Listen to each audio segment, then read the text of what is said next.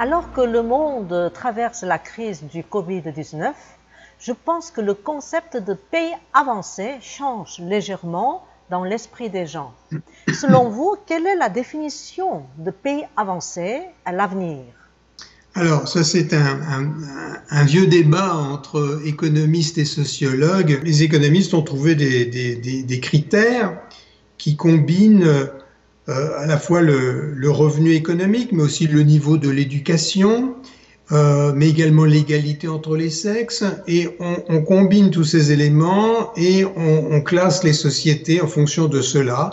Alors, sans doute, la crise du Covid-19 et la manière dont les peuples ont réagi va nous conduire à enrichir le classement. C'est un classement qui s'enrichit sans cesse. Et il est certain que la politique sanitaire, de même que les politiques éducatives, vont venir enrichir ce classement. Mais il ne faut pas trop raisonner en termes de classement. Il faut réagir en termes de bien commun. D'accord. Voilà, qu'est-ce qui profite au bien commun, au bien commun de la nation, mais au bien commun de l'humanité. Quelles sont les premières mesures que nous devons prendre pour relancer l'économie?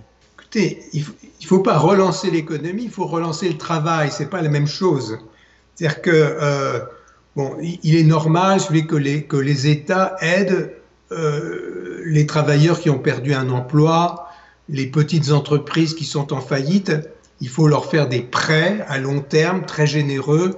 La Corée du Sud a été un exemple extraordinaire de développement économique depuis une quarantaine d'années, grâce à un système qu'on aime ou qu'on n'aime pas, qui est la combinaison des chaebols et des petites entreprises. Alors on peut discuter des équilibres, de l'harmonie entre les uns et les autres. La Corée du Sud a fondé sa prospérité sur l'échange. Donc il faut continuer cela. Il ne faut absolument pas détruire ce qui marche. Il faut simplement aider les travailleurs et les entrepreneurs à retrouver le chemin du travail. La culture coréenne introduite à l'étranger se concentrait surtout sur la culture populaire, par exemple K-pop. Mais je pense que nous avons maintenant pu présenter la culture publique coréenne du point de vue social. Pensez-vous que ce phénomène contribue à renforcer la compétitivité de la Corée? Il est clair que la manière assez remarquable dont a été gérée cette crise sanitaire, qui encore une fois n'est pas terminée, a placé la Corée sur la carte du monde, et pas seulement pour la musique, le cinéma, mais l'a placée comme une société assez exemplaire dans un domaine où on l'ignorait. Donc on va regarder la Corée du Sud autrement. En conséquence, une curiosité nouvelle va se manifester sur tous les aspects de la culture coréenne. C'est certain. Je pense qu'il y aura une volonté de découverte de ce pays. Probablement des étudiants voudront venir, plus nombreux étudiants en Corée du Sud.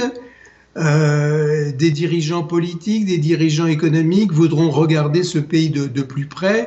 Donc jusqu'à maintenant, on a une image un peu toujours fragmentée de la Corée du Sud. Tiens, ils sont très bons pour faire des téléphones portables.